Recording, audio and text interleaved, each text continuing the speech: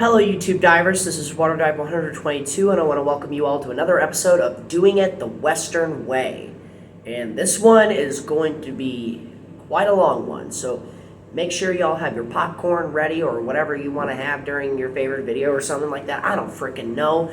This is going to be a long one because today we are going to recap Western Carolina's wild 52-50 win against the Chattanooga Mocs. And we're going to recap the season up to this point because, you know, it's the midway point of the year. I feel like this is the perfect time to do a little bit of a recap because Western Carolina is now going into their bye week. And then we're going to look at Western Carolina moving forward. So before we actually get started in this game, we're going to recap what Western Carolina has done so far this season. So, first off, the Catamounts started off on a dud, losing 56-13 on the road against Arkansas. Now, to be fair, it's not every day that FCS teams have success against FBS teams, especially teams who are in the SEC and are pretty darn talented, I think. So yeah, everyone and their mother knew Western Carolina was going to lose that game, and we did. Like, it was 56-13. So we're just going to pretend that game does not exist, because really it doesn't really matter, because we knew we were not going to stand a chance. Now, fast forward a week later, we had another tough test. We were hosting then number 7th ranked Samford. Samford pretty much returned all of their talent from last season. They were the defending conference champions.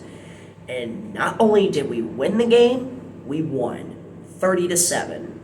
And this even included a lightning delay that lasted for 6 freaking hours. And Samford still got smoked. Yeah, it was not good. And then the following week, we had to play against Eastern Kentucky on the road in some miserable conditions. Thankfully, Western Carolina won 27-24 thanks to a clutch touchdown pass from quarterback Cole Gonzalez to running back Branson Adams, which marked his first collegiate touchdown. And for Eastern Kentucky's kicker, missing the game-tying field goal wide right. So there's that.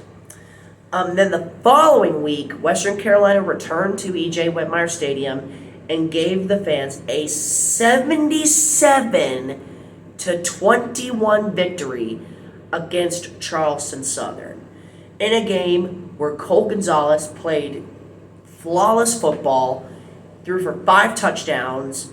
Desmond Reed, our running back, tore it up once again. It was just a freaking massacre.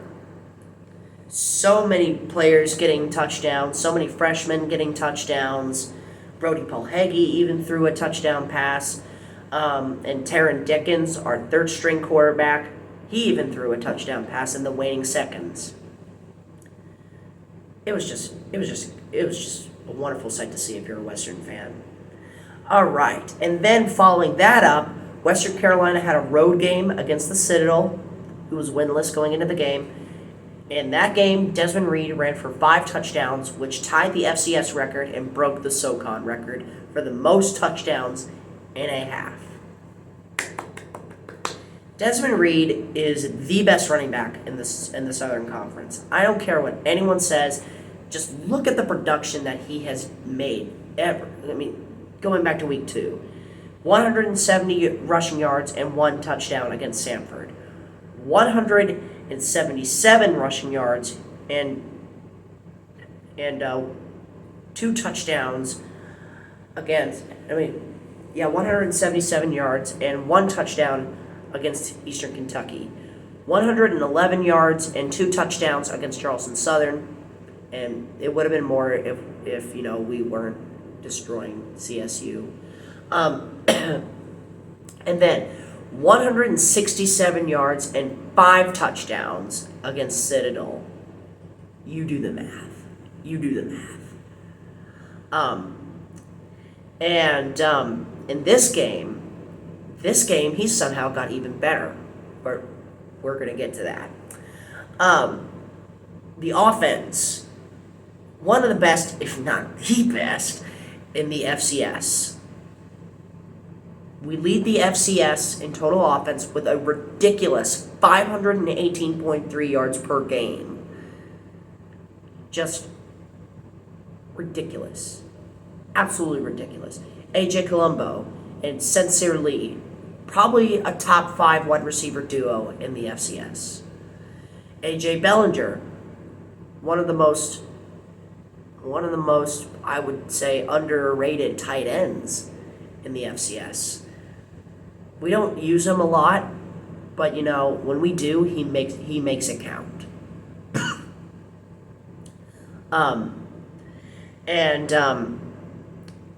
Desmond Reed and Branson Adams, best running back duo, or at least one of the best running back duos in the FCS.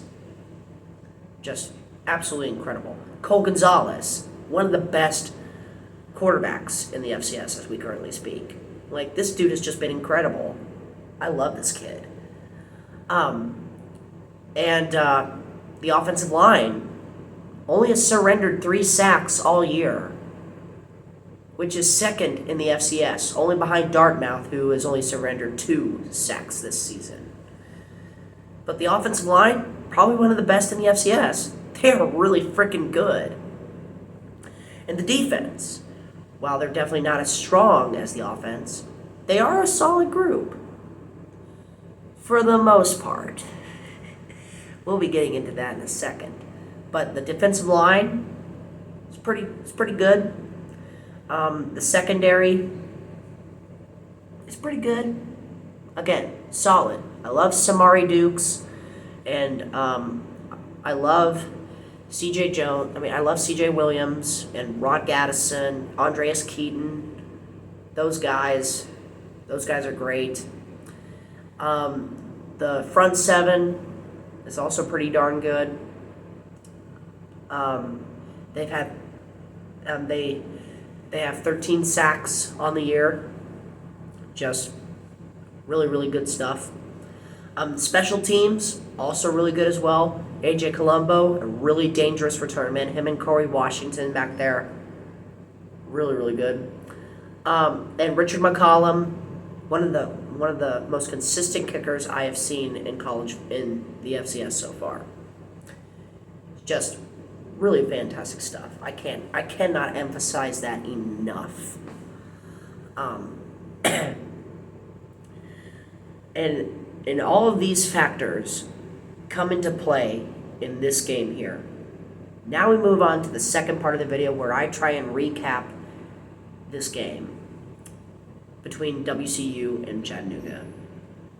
This was wild. This was a wild game from start to finish. Like, I cannot emphasize this enough. First quarter, both teams get off to a slow start. Cole Gonzalez Western gets the ball first. They have a pretty decent drive, but it ends up stalling. We end up punting back to Chattanooga. They go 3 and out. And then Western Carolina tries to do something on offense. Couldn't. Again, off to a slow start. Cole Gonzalez missing some open receivers. He had AJ Bellinger wide open for a first down, if not a huge gain. For a huge gain, if not maybe a touch, at least for a huge gain rather. Missed him, overthrew him. He also almost had one intercepted, which could have been huge in the game. Thankfully, it was not. So Cole Gonzalez started off really, really bad. I did not like how he was playing at all. Then Chattanooga went down the drive, led by their quarterback Chase Artopius, who is another really good quarterback. He had some out of this world numbers in this game, but we're going to get to that. Chattanooga goes down the field, they kick a field goal, they go up 3-0. Then Western Carolina responds with a 48-yard touchdown pass, I think, somewhere around there, from Cole Gonzalez to Sincere Lee, and that put us on the board 7-3. And that was the score at the end of the first quarter. The second quarter is when this game started to get very wild. Chattanooga was driving down the field as the first quarter ended, and second quarter they scored a touchdown, a rushing touchdown. I don't remember by number 0 on Chattanooga. I don't remember his name. So Chattanooga, they go on the board. They're up 10-7. Western Carolina's offense stalls. Cole Gonzalez nearly throws an interception to Alex Mitchell. Thankfully, it was reviewed and it was overturned. But Chattanooga got the ball anyway, and they drove down the field, and Artopius hit Javin Watley for a huge touchdown pass. 17-7 Chattanooga.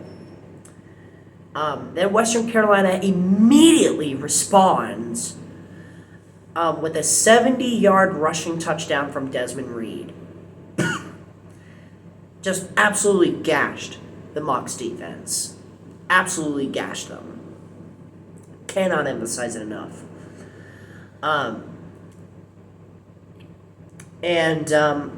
That brought us back. It's now 17-14. Now, Chattanooga goes down the field again, and they score again, thanks to Javin Watley for a second time. He mossed one of our defenders, and he ended up catching the touchdown. 24-14, Chattanooga. And then Western Carolina responds yet again. We go down there, and this time it was a passing touchdown from Cole Gonzalez to Sincere Lee, his second touchdown of the game. And that brought us, and that made the score 24-21. Absolutely a massive touchdown. Then Chattanooga went down the field again, but this time our defense held them to a field goal.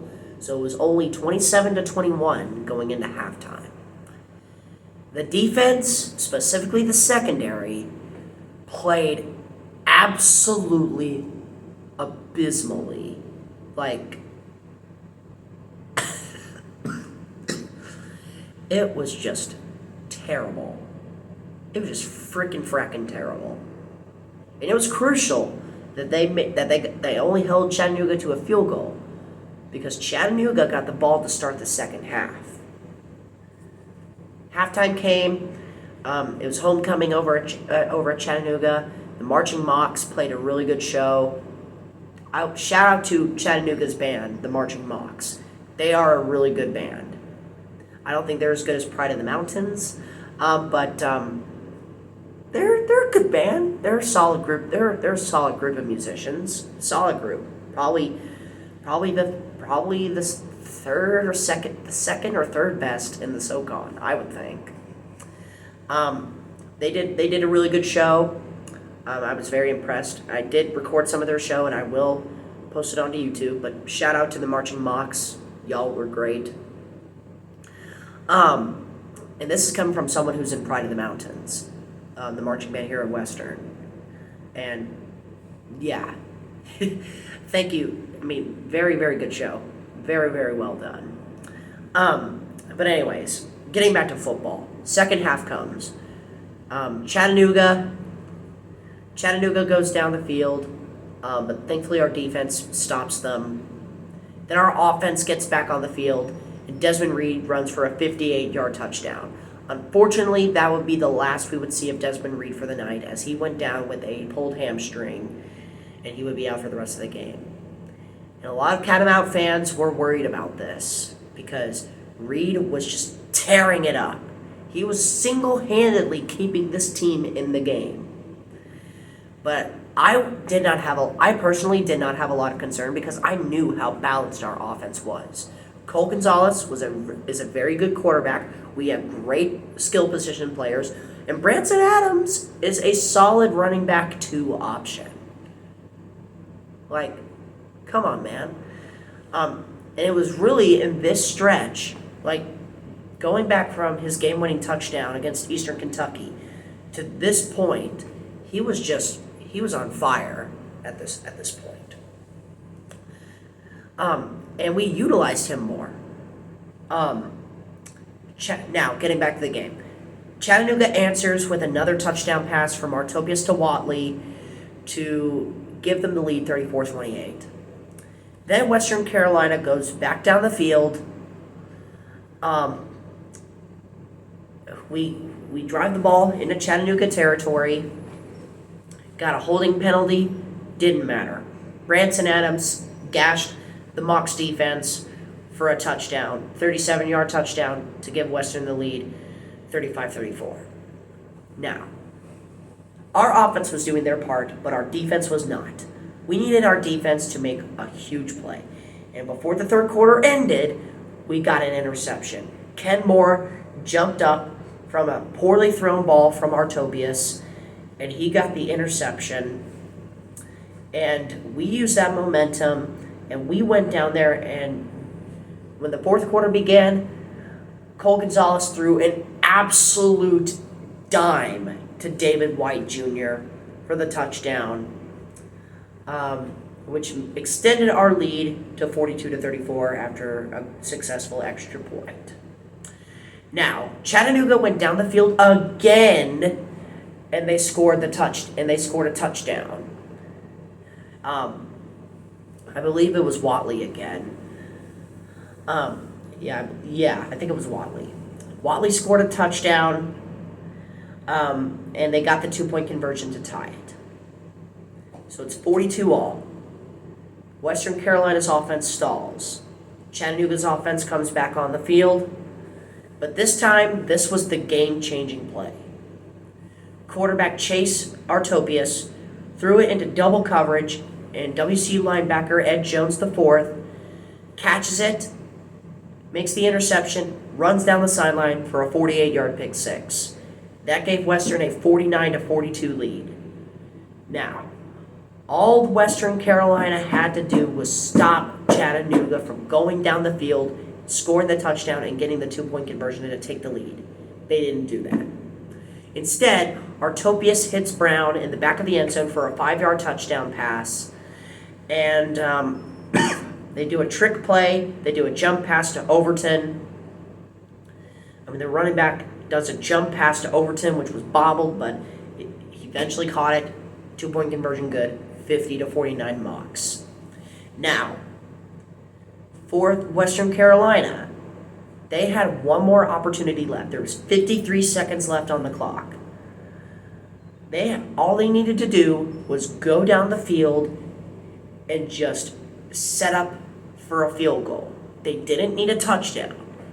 I just wanted a field goal. You need a field goal to win the game. Cole Gonzalez played some really good football.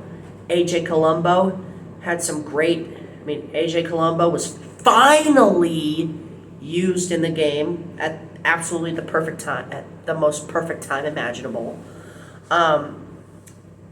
He had 3 catches for 60 yards on that drive, and that led to Richard McCollum hitting the game-winning field goal, and Western Carolina got the win 52-50.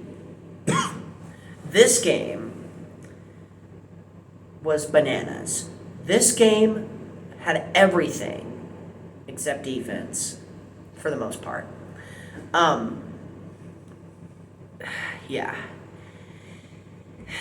This game, I will go ahead and say, this was the best football game I have ever watched. Easily. It's not even close. And it made it all the more better that I got to attend this game in person. This game was just... It was awesome, man. It was freaking awesome. Every way, shape, and form. Now, let's go over the final stats of this game. Let's start with Western Carolina. So, Cole Gonzalez, 13 for 25, 276 yards, 3 touchdowns, no interceptions, and he wasn't sacked at all. And I will give credit to the offensive line. They did not surrender a single sack in this game. They did not. They did not. Desmond Reed, 15 carries, 211 yards, and 2 touchdowns. A career high for him. And tied for 10th in program history in terms of most yardage, in the terms of most rushing yards in a game, according to the Western Carolina University postgame notes. Sincere Lee was our leading receiver. He had 3 catches for 87 yards and 2 touchdowns. Both of them were just beautiful. Both of them were beautiful. AJ Colombo, 3 catches for 60 yards. Did not utilize him until the very end of the game, but if you were going to utilize him at all, it would be in that moment. So, I respect Kerwin Bell for making that decision. Very good stuff. Branson Adams, he himself had a great game. He ran for like 10 yards a game. 10 yards per carry. He had like 9 carries for 64 yards or something like that. If we utilized him more, he could have gone over 100. Like, he could have very well gone over 100 if we utilized him more, but we didn't. But it didn't really matter because, we ended up winning the game anyway. And then the defense. The defense. They sacked Chase Artopius 3 times. They forced 2 interceptions. But for the most part, they were not good. And this is where we transition over to Chattanooga. Chase Artopius, 29 for 45, 399 yards, 5 touchdowns, 2 interceptions.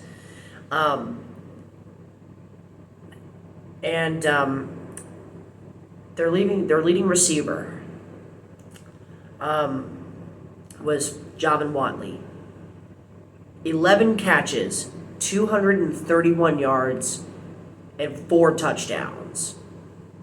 We could not stop this dude to save our lives. He had a monster game. He absolutely torched our secondary. It was just not good. But as I mentioned earlier, Artopius was sacked 3 times, and he did throw 2 very costly interceptions. One of them for a pick 6. It was just not good. And in terms of the defense, I already mentioned that Western Carolina's defense did not play good. Honestly, I would argue that Chattanooga's defense may have played worse. You Mocs fans who are watching this right now, let me know. There's some room for an argument. Really, neither of these defenses showed up. Let's be totally real here. But for Chattanooga, they didn't force a single turnover. They didn't sack Cole Gonzalez at all. And again, I mostly credit that to our offensive line, who has been one of the best offensive lines in the FCS so far in terms of pass protection.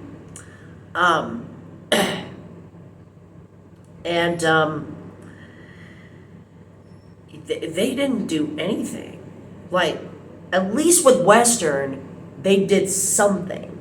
They forced 2 interceptions and they got 3 sacks. Chattanooga didn't have any of that.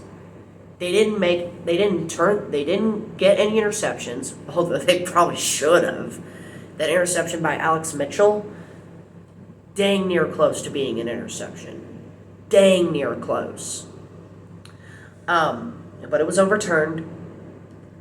And, there should have been times where Cole Gonzalez should have thrown some interceptions. Absolutely. But that didn't happen. They didn't sack Gonzalez at all, as I've said.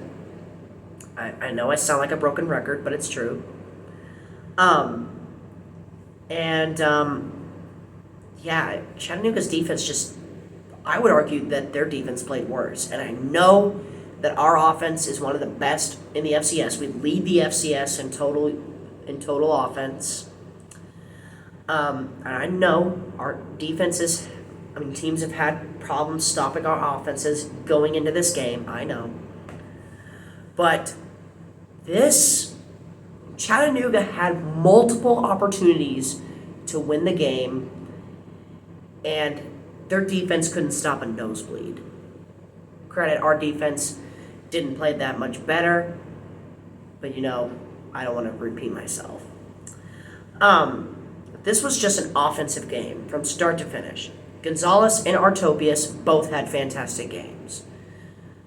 Desmond Reed was just running all over Chattanooga's defense. And Javon Watley was torching our defense through the air. Like, oh my God. But other than that, this game was just fantastic from start to finish. Now, going forward for Western Carolina, they have a bye week, and then they're hosting Furman. Furman, a top 5 ranked team in the FCS. And then after that, they have Mercer. Mercer is, they're not ranked right now, but they are a solid ball club. They are. And I believe they were the SoCon runner-ups last year. So there's that. If we can at least keep it competitive with at least one of those games, or if we can even win, I want Western Carolina to win both of those games. But if we don't, that's fine. If I just at the very least want us to win at least one of these games. If we don't beat Furman, beat Mercer. If we don't beat Mercer, then just beat Furman. It's a win-win scenario, right? At least in theory it is. And then following the Mercer game, we have a road contest against Wofford, who has not won a game yet. Then we have East Tennessee State at home, who has looked absolutely dreadful this season. And then after that, we have VMI, who, let's be totally real here, it's VMI.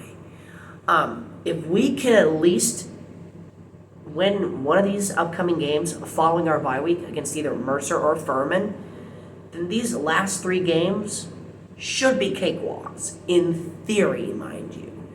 Now, things could totally change. We have 2 weeks before the Wofford game. Actually, no, 3 weeks before the Wofford game if you include the bye week. But, yeah, there's that. So, looking towards the future, I think Western Carolina is going to be just fine. We'll have a bye week. We'll get some players rested up, and we should be good to go from there. Now, doing it the Western way, the whole entire Western Carolina offense deserves a shout-out. Richard McCollum deserves a shout-out. Ken Moore and Ed Jones, the 2 guys who made the interceptions, deserve a shout-out. The 3 guys who posted sacks on the game, they deserve shout-outs. All those guys did it the Western way. All those guys did it. Congratulations. There's really not much else I can say. This was just a fantastic game. Best football game I've ever watched. What more can I say? I'm really excited about this team going forward. So, with that said, that concludes this edition of Doing It the Western Way. I know this is an incredibly long video, so thank you guys so much for tuning in, sticking with it. And we'll see you guys next time on Water Dive 122 Productions. So thank you so much for watching, my fellow YouTube divers. This is Water Dive 122 signing out. Ready to dive and more fun on YouTube. Thanks for watching.